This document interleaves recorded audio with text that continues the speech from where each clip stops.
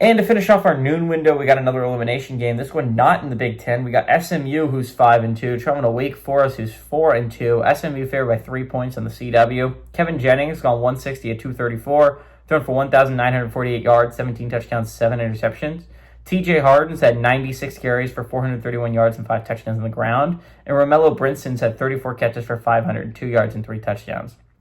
Robbie Ashford for the Demon Deacs gone 91-152, thrown for 1,172 yards, 2 touchdowns, 4 interceptions. Demon Claiborne had 69 carries for 539 yards and 8 touchdowns, and Chris Barnes had 23 catches for 410 yards and 3 touchdowns. SMU is 3-0 against Wake all time. They played from 1949 to 1975. SMU is 1-0 when going on the road to Wake, and 2 of the 3 were close, so 2-0 in one-possession football games against the Demon Deacs.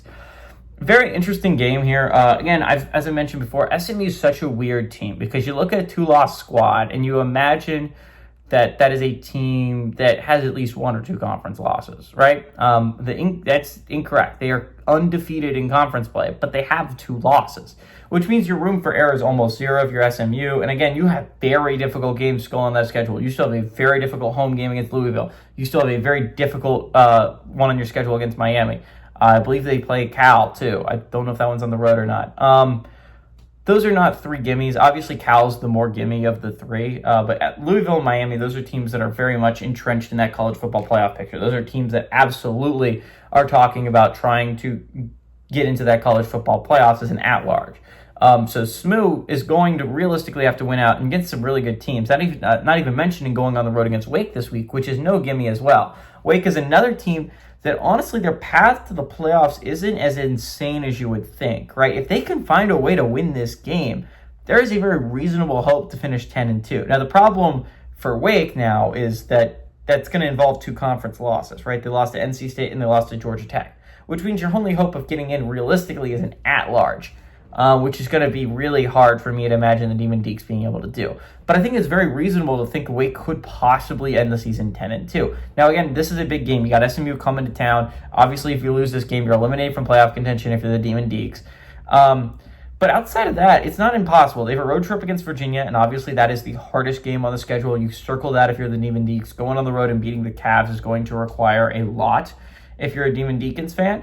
But if you can find a way to beat those 2 teams, I mean, a road trip to Duke isn't ridiculously easy, but you got Delaware, you got UNC still on the schedule. It is not impossible for me to see a future where Wake is a team that we're still talking about for a little bit. All that being said, I think SMU is a team that actually is getting better and actually is getting really scary and getting into that contender mode. Again, there's only 3 undefeated teams left in the ACC in conference play.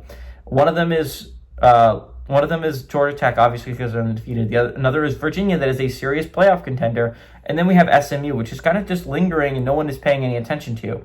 I think the Mustangs are a really good team. I think this is a team that has gotten better as the year's gone on. Now, again, the Baylor and TCU losses hurt, especially when you're trying to make the college football playoff, right? But this is a team that's gotten better. Everything they want to do is still in front of them. They just have to win out. And while that's a very difficult ask, I think the Mustangs could still do it. I like the Mustangs to stay alive in this playoff picture at least a little bit longer. Give me SMU on the road to win and cover that 3-point spread.